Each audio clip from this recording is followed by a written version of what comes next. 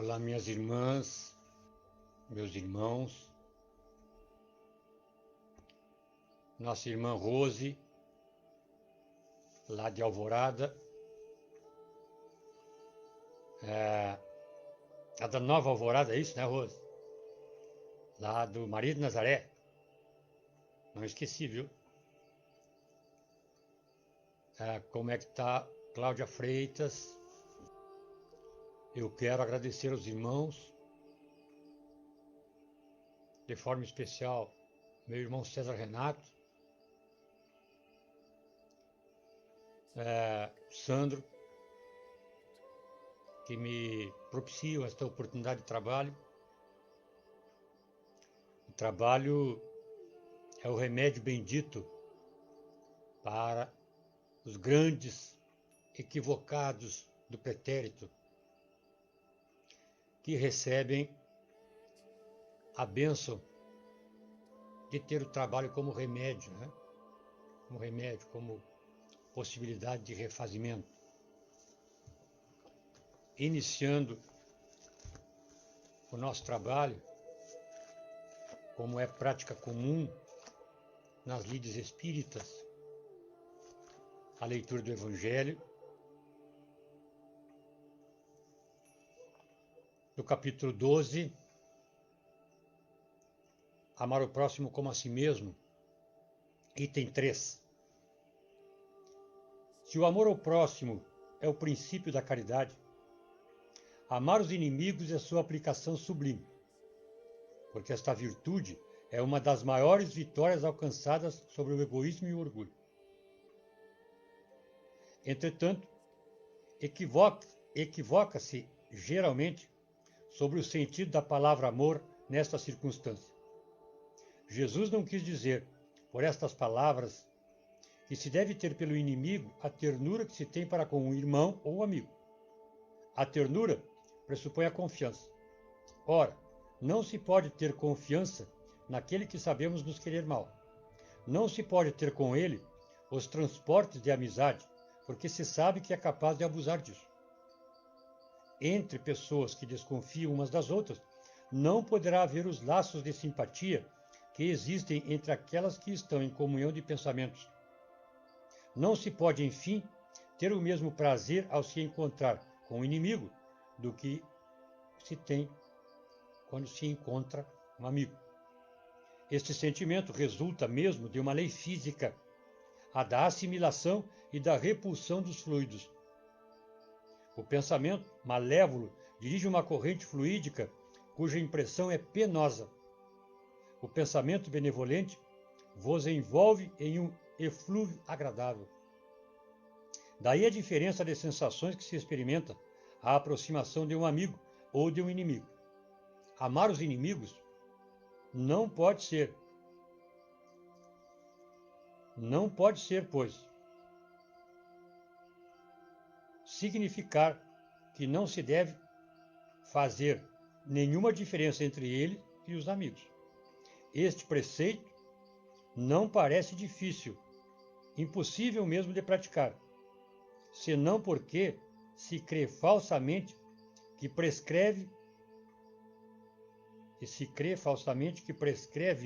lhes dar o mesmo lugar no coração. Se a pobreza das línguas humanas obriga a se servir do mesmo termo para exprimir diversas nuances do sentimento, a razão deve diferenciá-lo caso a caso. Então, queridas irmãs e irmãos, elevemos nosso pensamento ao nosso Senhor, nosso Pai Supremo, bendizendo o entendimento que nos é dado e bendizendo as oportunidades que temos de transformar inimigos em amigos. Ao nosso Mestre Jesus, exemplo maior de amor encarnado no planeta Terra, aos nossos guias espirituais, trabalhadores da seara infinita do nosso Pai, que nos amparam, que nos acolhem, que nos estimulam, que nos ensinam, que nos amam. Muito obrigado, Pai Supremo, pela tua grandeza, pela sublimidade das tuas virtudes em todos os sentidos. Assim, iniciamos o nosso trabalho esta noite, rogando uma vez mais a tua proteção para todos nós, encarnados e desencarnados. Muito obrigado, Senhor. Muito bem, minhas irmãs, meus irmãos. Inicialmente eu gostaria de deixar-lhes o poema de Amado Nervo, mexicano, naturalizado uruguaio, que disse: carrego uma rosa branca, em junho como em janeiro, para o amigo sincero que me dá sua mão franca, e para o cruel que arranca o coração com que vivo, cardos nem urtiga cultivo uma rosa branca. Esse poema eu dedico aos irmãos da UME Alvorada que me propiciam esta oportunidade de trabalho redentor. Nosso tema é mais do que nunca atual. Nos domínios da paciência, autoria do Espírito Emmanuel, através da mediunidade de Chico Xavier, que nos conclama ao aprendizado de suma importância na vida de todos nós. O momento que vivemos é um momento por demais delicado, exigente, sofrido. É um momento que martiriza, que aflige, que consome mesmo, se não tivermos paciência. E quem de nós pode se dizer paciencioso? Quase que eu disse paciente, mas a palavra não é paciente, é paciencioso. Talvez a palavra paciente caiba também, porque o paciente que está tratando uma doença, ele está tendo paciência, né?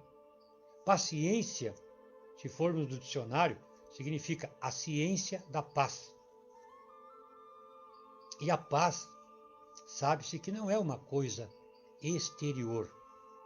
Sabe-se que a paz constrói-se, construímos-la ou construiremos-la em cada um de nós gradualmente. Mas isso é resultado de séculos e séculos, de milênios, mais do que séculos, de milênios e mais milênios de suor, de lágrimas, de dores, de experiências amaríssimas, muitas vezes, na vida de todos nós. Todos nós já temos, digamos, esboço de paciência. Em muitos casos a gente diz, mas eu não tenho paciência para tal coisa. Quem tem paciência, tem para tudo. Quem não tem paciência, não tem para nada. Quem não tem paciência para tal coisa, não tem para outra coisa. Então vejamos que a paciência não é um estado transitório, não é uma conquista temporal. A paciência é algo permanente. É a paciência que vai nos conduzir no caminho da evolução. Emmanuel cita um caso.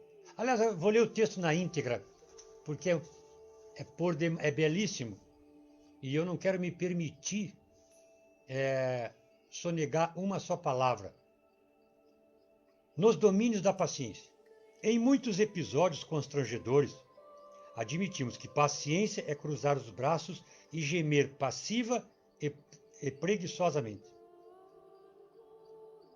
Noutros lances da luta, com que somos defrontados por manifestações de má-fé, arraiarem por dilapidadores morais inomináveis, supomos que paciência é tudo deixar como está para ver como é que fica.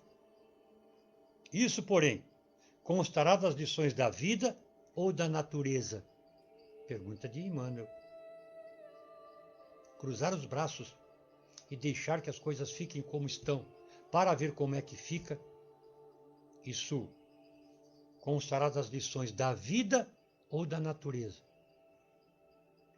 Células orgânicas, prossegue Emmanuel, quando ocorrem acidentes no veículo físico, estabelecem processos de defesa, trabalhando mecanicamente na preservação da saúde corpórea, enquanto isso lhes é possível.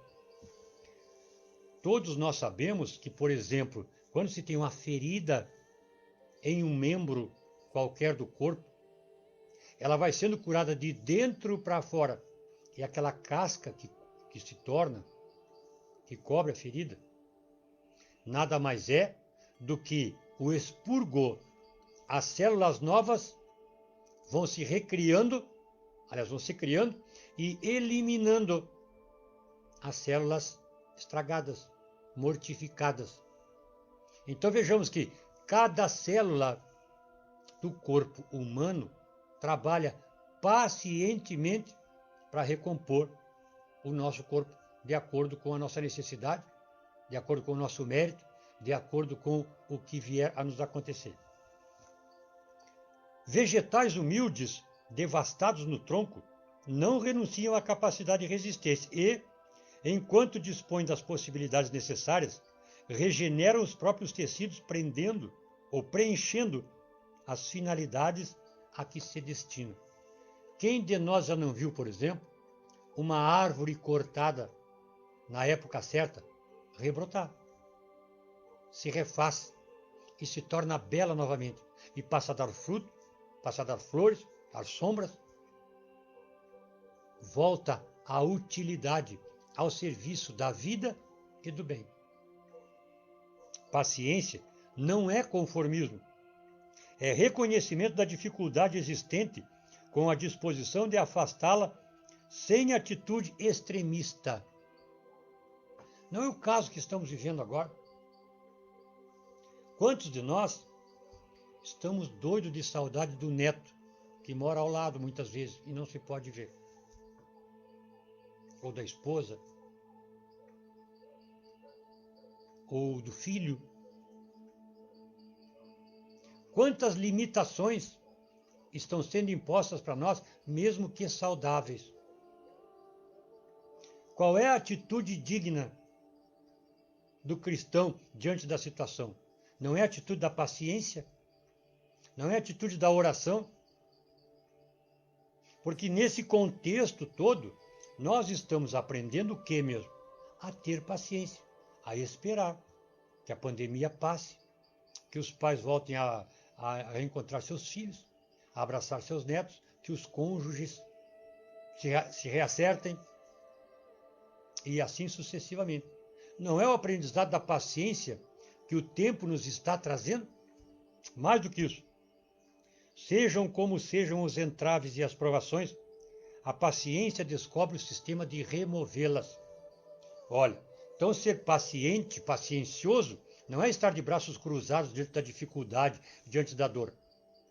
Se a dificuldade é a dor, seja a dor física ou a dor moral, é importante,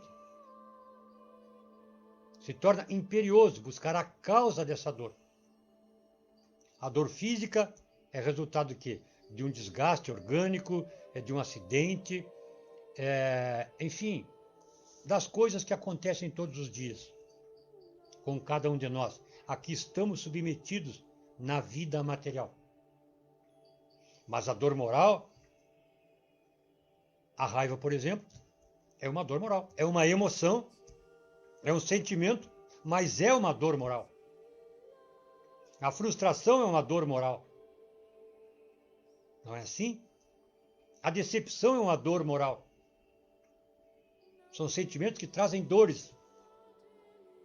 Então, encontrar a razão desta dor em si próprio é descruzar os braços, é marchar para o progresso. Porque foi assim, de dor em dor, que nós conseguimos chegar até aqui. E se já chegamos até aqui, nós vamos chegar mais à frente. Até porque a lei de Deus, ela não pergunta se a gente quer prosperar. Ela impõe que a gente progrida espiritualmente. Ela impõe a aquisição de virtudes. E a dor só nos chega porque, na maioria dos casos, nós negligenciamos na aquisição das virtudes. E a aquisição de virtude significa o quê? Significa extirpar de si tudo que é contrário à lei divina. o egoísmo humano, o egocentrismo, vencer as más tendências, as paixões, as vis paixões, que como cavalos desenfreados ou desenfrenados, nos conduzem muitas vezes para abismos morais, que depois vão sim nos requerer muita paciência, porque redundarão em grandes dores para todos nós. Então, irmãos, mas tenham paciência conosco mesmos, porque são séculos e séculos, milênios e mais milênios de aprendizado, de luta e de conquistas. Na questão 919 do Livro dos Espíritos, Allan Kardec pergunta: qual o meio prático e eficaz que o homem tem de precaver-se contra o mal, contra os arrastamentos do mal, ainda nessa vida? Ainda nessa vida. Vejamos que Kardec estava falando da necessidade que o homem tem de desfazer das suas imperfeições, ainda na vida material, porque aqui é o grande laboratório, aqui é a grande sala de aula, dorida sala de aula, onde a professora é extremamente austera, chamada Lei Divina. É como se nós vamos fazer uma metáfora. Nos dias de nevoeiro, a gente olha para cima, a gente não enxerga o sol. Porque o nevoeiro não permite, mas o sol está lá. No nosso caso, com relação às virtudes, o caso é idêntico. Só que a gente não tem que olhar para cima, tem que olhar para dentro. Já nem é tão idêntico assim, né? A gente tem que olhar para dentro. As virtudes estão lá, em mim, latentes. Eu não consigo alcançá-las em função do nevoeiro, das imperfeições que me cegam. Em todas as áreas do conhecimento humano, tudo conspira para que o ser humano cresça espiritualmente. Em todas as áreas do conhecimento humano. E mais adiante,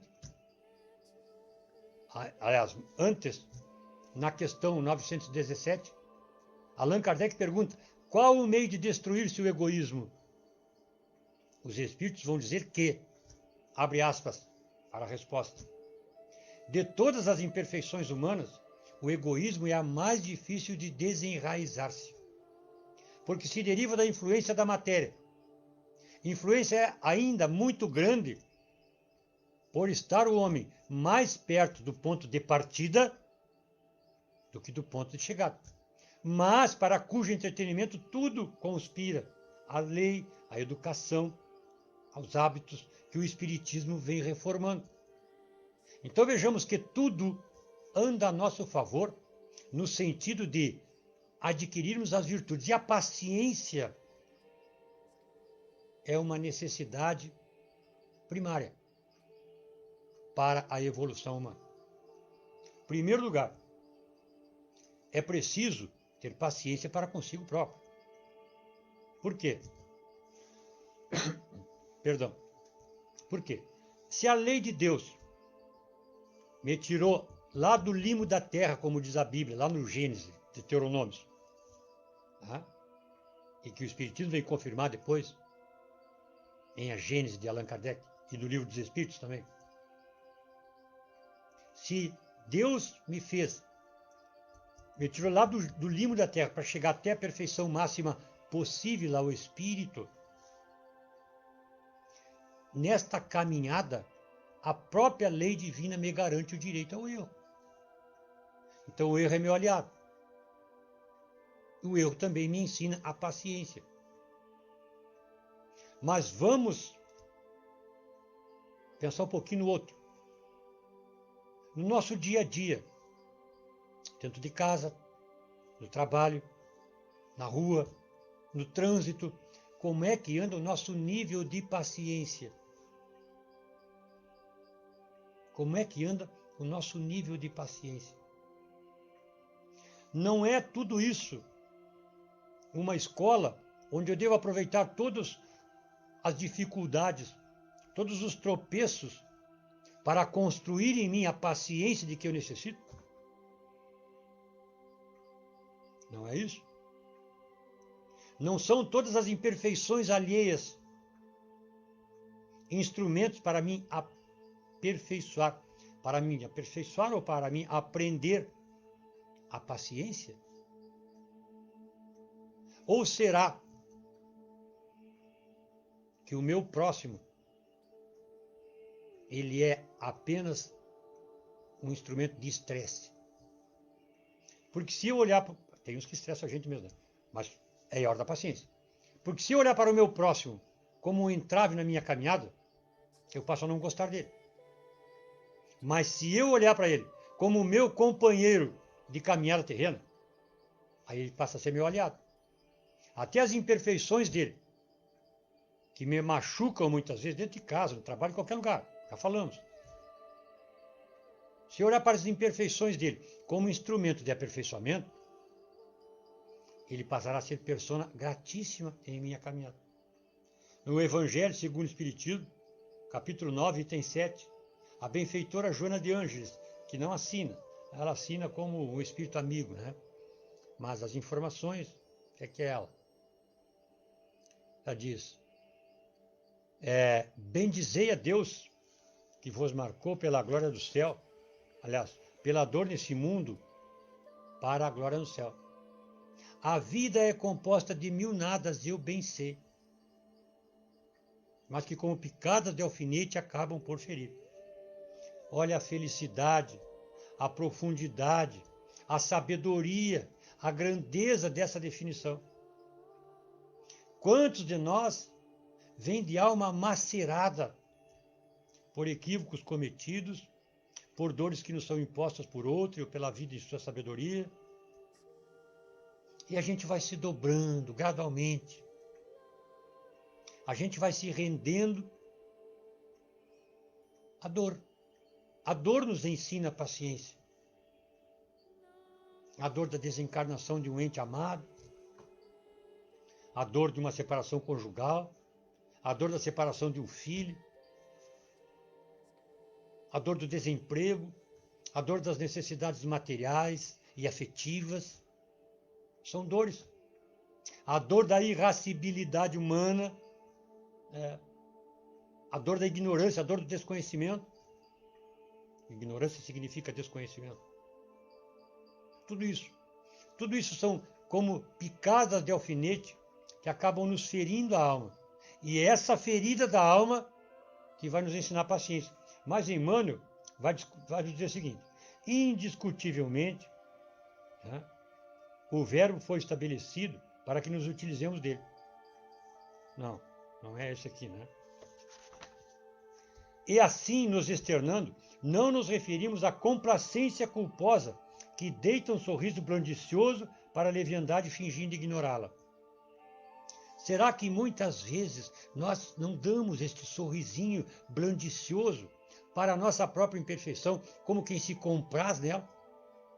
Porque, óbvio, o autoaperfeiçoamento, as lutas íntimas, as conquistas morais, elas nos custam lágrimas, sacrifícios, renúncia, dores muitas vezes inomináveis, que muitos de nós sofremos calados. Às vezes a gente conversa com um amigo, com um irmão, né, César Renato? A gente conversa com alguém, alivia um pouquinho o coração, mas a dor é minha. Eu vou entendê-la, eu poderei até amá-la. Parece utopia amar a dor? Parece, né? Mas na realidade, a dor é nossa aliada. Então a dor não é uma coisa para ser detestada. A dor é professora, austera. Professora austera. E nesse caso, então, qual é a nossa postura diante de tudo isso? É parar, pensar, refletir, harmonizar-se com o Pai Supremo que habita na consciência de cada um de nós. Meu Pai, ou meu irmão espiritual, meu guia, meu benfeitor, como quiser chamar, me ajuda a entender isso. Porque muitas vezes, na hora da dor, da agonia, a gente fica muito agitado, a gente vira um turbilhão. E a gente, então, agita o resto. Entra na agitação. No momento da dor, é hora de parar para pensar. Não, perdão de novo. Não é hora de cruzar os braços. Não é hora de chorar. A gente chora. Mas tem que chorar trabalhando. Trabalhando-se. Na questão 675, Allan Kardec pergunta: por trabalho, só se deve entender as ocupações materiais? Não. Toda ocupação útil é trabalho. O espírito também trabalha. Então, nesse momento que nós vivemos, que nos vem assim judiando tanto, que vem judiando a humanidade, não adianta maldizer. Não adianta querer fugir da realidade. Nós vivemos uma realidade, tanto externa quanto íntima. E eu só vou estar acorde com a realidade externa se eu estiver trabalhando essa realidade íntima, trabalhando em mim. Entender o porquê que está acontecendo lá fora é o meu trabalho íntimo. Buscar o entendimento. Porque aí eu vou ver, só estamos vivendo aquilo que Deus nos permite viver. E se Deus permite é porque nós merecemos, precisamos ou temos a condição de viver. Não existe erro na lei divina. Não existem injustiçados. E todo peso, todo fardo que nos chega aos ombros está sim dentro das nossas forças. Às vezes a gente chora. Quem é que não chora? Momentos de tristeza, de agonia, de desesperança, muitas vezes.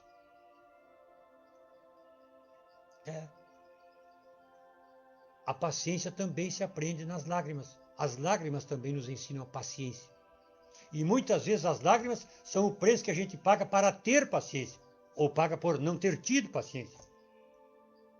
Então, minhas irmãs e meus irmãos, não nos vamos encolher, como diz o gaúcho, diante das dificuldades vividas, do momento de atribulações, de aflição. Não.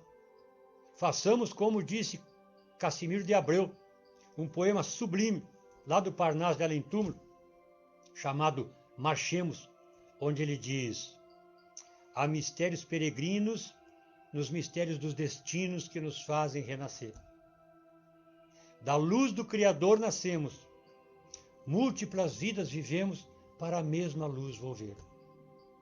Buscamos na humanidade as verdades da verdade em busca de paz e amor. E em meio aos mortos vivos, somos míseros cativos da iniquidade e da dor. É a eterna luta bendita, aonde o espírito se agita na busca da evolução. Oficina, onde a alma presa busca a luz, forja a grandeza da sublime perfeição. É a gota d'água caindo no arbusto que vai subindo pleno de seiva e verdor. É o fragmento de estrume que se transforma em perfume na corola de uma flor. É a flor que, através dos anos, dos déspotas, dos tiranos, anjos puríssimos faz. Não, é a flor que, terna inspirando, vai ao solo fecundando o chão duro que produz, deixando um aroma leve na brisa que passa breve nas madrugadas de luz. É a dura bigorna, é o malho, pela foina do trabalho, a enxada fazendo pão. É o escopo dos escultores, transformando pedra em flores, em carrara de eleição. É a dor que, através dos anos, dos déspotas, dos tiranos, anjos puríssimos faz, transformando os neros rudes em arautos de virtudes, em mensageiros da paz. Tudo evolui, tudo sonha, na imortal ânsia risonha de mais crescer, mais galgar. A vida é luz, é esplendor. Deus somente é o seu autor, o universo é o seu altar. Na terra, às vezes se acendem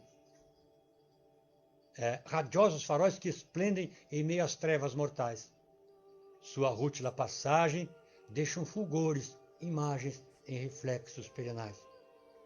É o sofrimento do Cristo, portentoso, jamais visto no sacrifício da cruz, sintetizando a piedade que todo amor à verdade nenhuma pena traduz. É Celine e sua arte. Aliás, é Sócrates e a cicuta. É César fazendo luta tirânico, lutador. É Celine e sua arte, ou o sabre de Bonaparte, o grande conquistador. É a Anchieta dominando, a ensinar catequizando o selvagem infeliz. É a lição de humildade, da sublime caridade do pobrezinho de Assis. Ah, bendito quem ensina, quem luta, quem ilumina, quem o bem e a paz semeia. Na ânsia do progredir, terá aventura que anseia na faina do evoluir. Uma excelsa voz ressoa. No universo inteiro ecoa. Para a frente, caminhai. O amor e a luz que se alcança. Tende fé, tende esperança. Para a frente, marchai. Muito obrigado, meus irmãos. Que o nosso Mestre Jesus esteja presente em nossas consciências, em nossos lares, em nossos corações. Muita paz. Muito obrigado mais uma vez.